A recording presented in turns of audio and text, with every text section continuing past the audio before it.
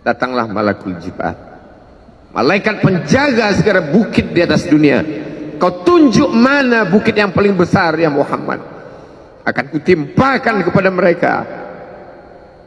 Hati yang luka biasanya akan marah, akan kecewa, tapi itu tidak terjadi pada Nabi Muhammad sallallahu alaihi wasallam. Tapi api itu tidak pernah padam.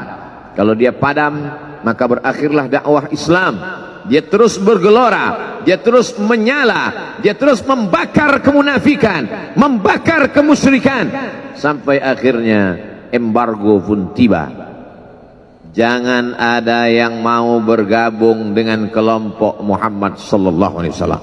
Jangan ada yang mau berkirim makanan, jangan ada yang mau berdagang, jangan ada yang mau menjalin transaksi. Mereka ingin membunuh secara perlahan-lahan. Jangan beli produknya, jangan duduk bersamanya, jangan berteman dengan dia. Kenapa kamu mau berfoto dengan dia? Kenapa kamu mau bergambar dengan dia? Kenapa kamu masih mau mendengar ceramah dia? Adakah orang yang mengalami hal itu hari ini? Adakah ketakutan-ketakutan dari hamba Allah yang mengatakan Allahu Akbar, Allah Maha Besar, tapi takut ditinggalkan kawan, cemas ditinggalkan sahabat? Maka itu pernah terjadi pada kelompok Sayyidina wa Maulana Muhammad sallallahu alaihi wasallam. Kalau pembunuhan karakter tidak berhasil, maka ada yang lebih dahsyat daripada itu. Mereka tawarkan dunia beserta isinya. Wallahi, demi Allah wahai paman, demi Allah wahai Abu Talib, law wada'u syamsa fi yamini wal qamara fi yasari, andai mereka letakkan matahari di tangan kananku, bulan di tangan kiriku, ala atruka hadzal amr, supaya aku tinggalkan dakwah ini, aku tidak akan meninggalkannya. Bujuk rayu mulai tiba. Itu terjadi pada diri Nabi Muhammad sallallahu alaihi wasallam. Kalau kau tidak mempan dimusuhi, kalau kau tidak mempan dirangkul, kau akan dipukul. Kalau kau tidak mempan dipukul, kau akan dirangkul.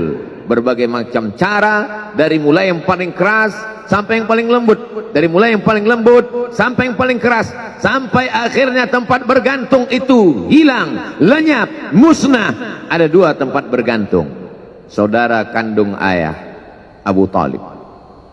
Mereka tidak mengusiknya karena dia keponakan Abu Talib. Abu Talib anak Abdul Muttalib, Abdul Muttalib anak Hashim, Hashim anak Abdi Manaf, Abdi Manaf anak Qusay, Qusaylah pendiri Darun Nadwah. Mereka keturunan darah mulia dari Adnan. Adnan menerima tetesan darah dari Ismail, Ismail anak kandung Ibrahim alaihissalam. Jangan ganggu dia, karena dia keponakan Abu Talib. Masih ada backing. Tapi Allah ingin agar hati itu tidak bergantung kepada manusia. Dia buat Abu Talib meninggal dunia, masih ada lagi tempat bergantung.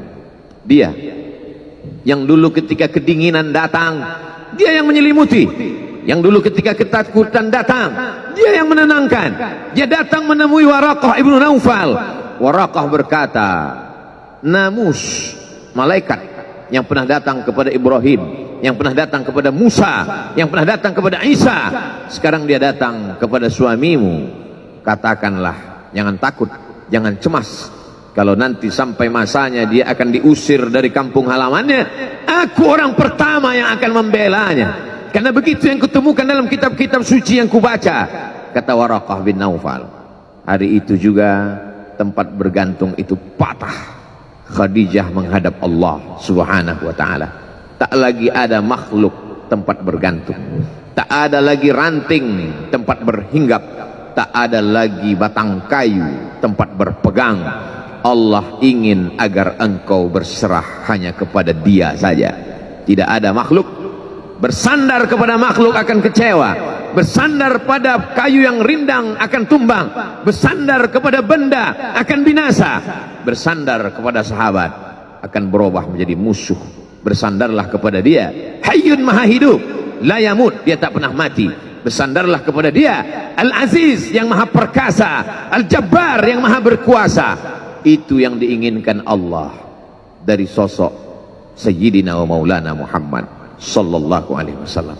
Dia pergi, sengaja dia pergi berjalan kaki, karena kalau dia pergi menunggang unta, mereka sudah mengintai, dia pasti lari, dia akan pergi ke tempat yang jauh. Sengaja dia pergi berjalan kaki. Lalu kemudian dia pun sampai ke suatu tempat. Dia berharap mereka adalah orang-orang yang lembut akan yang menerimanya, tapi dia tidak diterima dengan tala'al badru alaina. Dia tidak diterima sebagai ahlan wasahlan. Ahlan, keluarga, kau datang kami sambut sebagai keluarga. Sahlan, mudah, kau datang urusanmu mudah. Ahlan wasahlan. Tapi dia tidak dianggap sebagai keluarga, dia tidak dianggap sebagai sahlan, dia dianggap sebagai musuh. Dia dilempar dengan batu, dia dilempar dengan kayu, dia dilempar dengan tulang onta. Apa yang dia lakukan? Dia bersembunyi di balik bukit. Dia angkat kedua tangannya.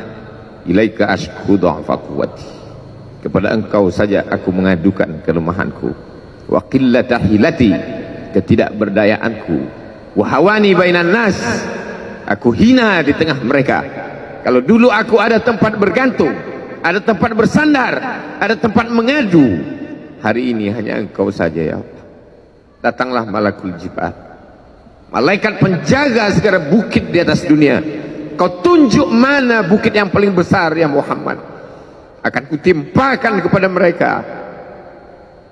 Hati yang luka biasanya akan marah, akan kecewa, tapi itu tidak terjadi pada Nabi Muhammad sallallahu alaihi wasallam. Apa yang dia katakan? Asallah an yukhrij min aslabihim man ya'budullaha wa la yusyrika bihi syai'a. Ya Allah, keluarkan dari tulang sulbi mereka, keluarkan anak cucu mereka yang akan menyembah engkau. Tidak ada satupun yang akan mempersekutukan engkau di atas muka bumi ini. Doanya dikabulkan, hatinya susah, pikirannya kacau, tapi lidahnya tidak berkata-kata kasar. Dia doakan agar anak cucu mereka menyembah Allah. 100% penduduk Taif hari ini bersyahadat asyhadu an la ilaha illallah wa asyhadu anna Muhammadan Rasulullah. Doa orang yang teraniaya, doa orang yang terzolimi. Dia berhenti di sebuah kebun. Ada seorang yang bukan terpandang membawakan beberapa ranting anggur sebagai pelipur lara, penghilang haus, pelepas dahaganya. Ketika anggur itu akan masuk ke mulutnya, dia berkata Bismillahirrahmanirrahim, atas nama Allah. Maka hamba sahaya miskin, susah, melarat, perantau yang tak punya apa-apa itu heran. Apa yang kau ucapkan? Bismillah. Kau sebut nama Allah ya. Tidak ada satupun orang di kampung ini kalau makan menyebut nama Allah. Siapa engkau? Aku Nabi yang diutus Allah subhanahu wa ta'ala. Berarti engkau sama dengan orang yang dulu pernah berada di kampungku. Engkau dari mana? Aku dari Ninawi. Ninawi ya. Di sana ada saudaraku, kata Nabi Muhammad sallallahu alaihi wasallam. Di sana ada saudaraku namanya Yunus bin Matta. Yunus bin Matta adalah saudaraku. Sama-sama hamba yang diutus Allah subhanahu wa ta'ala. Dia juga diingkari oleh kaumnya. Dia masuk ke dalam lautan, ditelan seekor ikan dalam 3 kegelapan. Gelapnya tengah malam, gelapnya lautan, gelapnya perut ikan. Dia berserah kepada Allah. La ilaha illa anta subhanaka inni kuntu minal zalimin. Begitu cara Allah mengingatkan Nabi Muhammad SAW. Apa yang kau rasakan hari ini belum ada apa-apanya dengan apa yang pernah dirasakan oleh Yunus bin Matta. Mendengar itu langsung saja Addas bersimpuh sujud mencium lutut Nabi Muhammad sallallahu alaihi wasallam. Dia tidak mulia, dia hamba sahaya, dia miskin, dia perantau, tapi dia sempat mencium tangan Nabi Muhammad sallallahu alaihi wasallam. Dia sempat menghilangkan dahaga dari leher Nabi Muhammad sallallahu alaihi wasallam. Pertemuan yang berkesan. Biarlah pertemuan itu sekali, tapi sampai ke lubuk hati.